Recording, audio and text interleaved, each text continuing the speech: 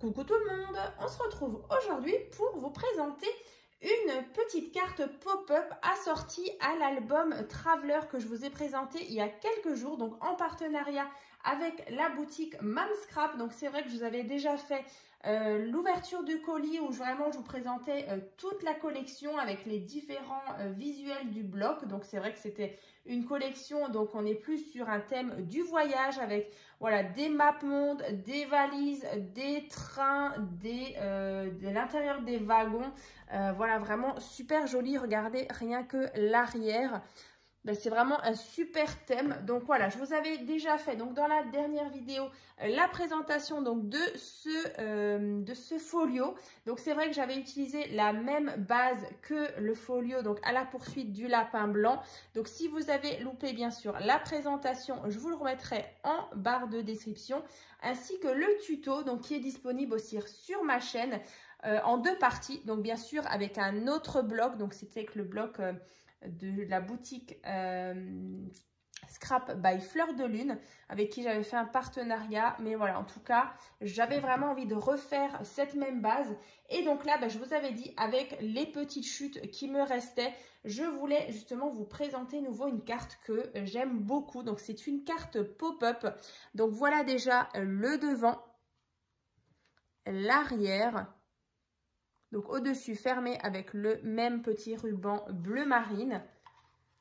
Et donc à l'intérieur, je pense que vous allez la reconnaître parce que je l'ai déjà réalisée plusieurs fois en tuto. Donc là c'est la carte tunnel rectangulaire. Voilà, donc sur le thème Traveler, donc avec la locomotive. Ici on retrouve, vous voyez, des petits die cuts par-ci par-là, donc collés en 3D. Donc ça c'est le côté. En bas j'ai mis donc un joli tag comme ceci. Donc bien sûr le tuto donc de cette carte tunnel rectangulaire, vous allez pouvoir la retrouver également dans la barre de description. Donc comme je le disais, c'est vraiment une carte que j'aime beaucoup réaliser comme ça. Alors c'est vrai que j'ai ressorti, j'avais réalisé aussi, alors dans le tuto vous verrez, elle est sur un thème de Noël avec du rouge. Je sais plus le nom de la collection, mais en tout cas elle était aussi très jolie. Donc c'est vrai qu'après vous pouvez vraiment l'adapter sur tous les thèmes que vous avez envie. Donc là je vous montre, j'en ai ressorti une. Donc c'est sur un thème un peu la thème Harry Potter, un peu sur le thème de la magie. Donc là vous voyez, on a du coup la même carte ici, avec justement les petits die cuts par-ci par-là. Moi je l'aime beaucoup. En bas ici un tout petit tag,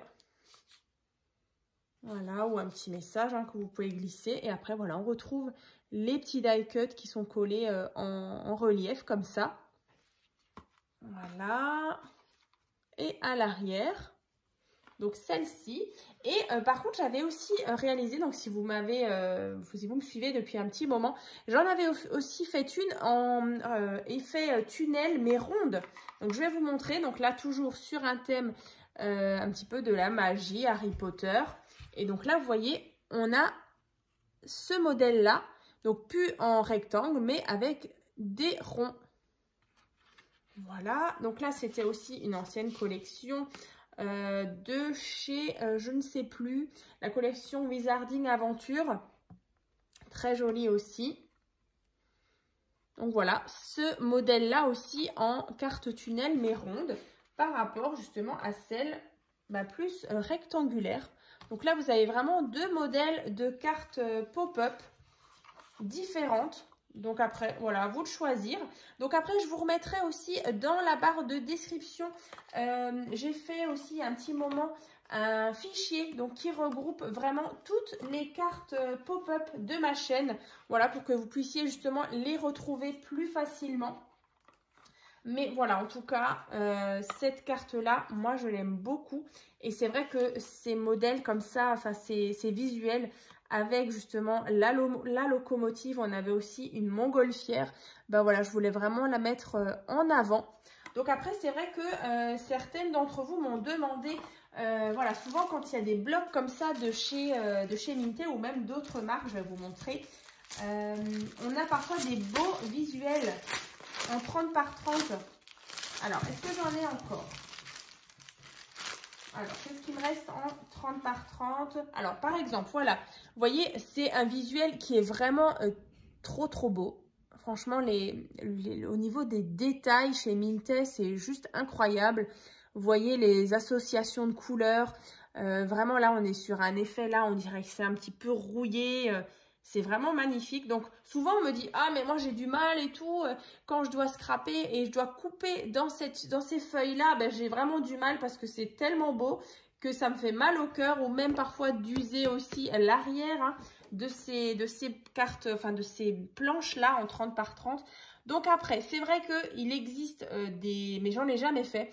Vous pouvez vraiment, vous pouvez utiliser ces grandes feuilles. Vous pouvez faire un album 30 par 30. Alors, j'avoue que je n'en ai jamais fait du tout. Mais pourquoi pas? Ça reste un challenge pour moi de faire des grands albums comme ça avec des grandes feuilles 30 par 30. Mais j'avoue que j'ai pas encore envie de m'aventurer là-dedans. C'est vrai que je vous en ai déjà présenté en 15 par 15 ou en 20 par 20. Mais en 30 par 30, j'avoue que ça fait vraiment très grand. Mais pourquoi pas? Vraiment, c'est quelque chose qui reste quand même dans ma petite tête. Mais voilà, après, comme je vous disais, il faut parfois un petit peu couper dedans. Alors après, vous pouvez très bien garder, vous voyez, cette partie-là ou uniquement cette partie-là. Mais après, voilà, c'est sûr qu'on a parfois envie de garder ce beau visuel. Alors moi, vu que j'avais le bloc 15 par 15 aussi, c'est voilà, beaucoup plus facile à mettre en valeur. Je ne sais pas s'il m'en reste encore. Je ne crois pas. Si. Alors là, par exemple, vous voyez le modèle qu'on a ici en plus grand. Et ben voilà, dans le 15 par 15, on l'a en plus petit. Donc, c'est parfois plus facile à travailler. Et après, j'avais aussi un bloc 15 par 20, aussi très bien à travailler. Donc là, c'est vrai, vraiment, je vous dis, il me reste des petites chutes. Alors là, il me reste pas mal de petits die cut comme ça. Parce que moi, j'avais eu justement la petite planche aussi. Donc là, j'avais tous les die cut. Vous voyez, il y en avait combien? 60. Ouais, il y avait 60 et vous voyez, 60 die cut. Vous voyez, il m'en reste 1, 2, 3. Il m'en reste vraiment que 3. Et après, j'avais aussi cette pochette-là avec des embellissements à l'arrière, des pochettes, des tags. Donc, c'est vrai qu'il m'en reste encore. Donc, pourquoi pas, vous voyez, j'ai des chutes ici. Donc, pourquoi pas vous présenter, peut-être pour fin du mois, le sketch. Voilà, le sketch du mois de mai. Pourquoi pas. Je vous ferai ça, je pense, avec les petites chutes.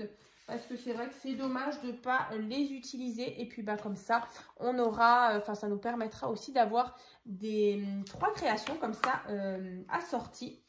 Je le répète, hein, mais c'est vrai que j'adore en général faire un projet. Ensuite, on repart sur des petites créations avec les chutes de papier.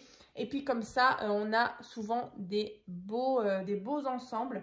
Donc voilà pour cette petite carte pop-up.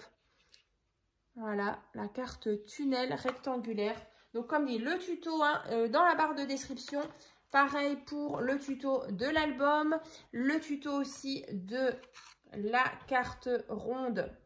Enfin, la carte tunnel ronde. Aussi, toutes les cartes pop-up dans le fichier. Donc, je voulais juste... Voilà, allez, je vous remontre juste vite fait. Alors, je ne vais pas vous l'ouvrir complètement. Mais voilà, juste que vous ayez un petit peu une idée de ce projet-là. Donc, qui peut contenir à peu près 35 photos. Youp. Et voilà pour cette petite vidéo. Alors, elle n'était pas très longue. Voilà, on n'est même pas à 10 minutes. Mais voilà, je tenais quand même à vous montrer cette carte-là assortie au nouveau folio.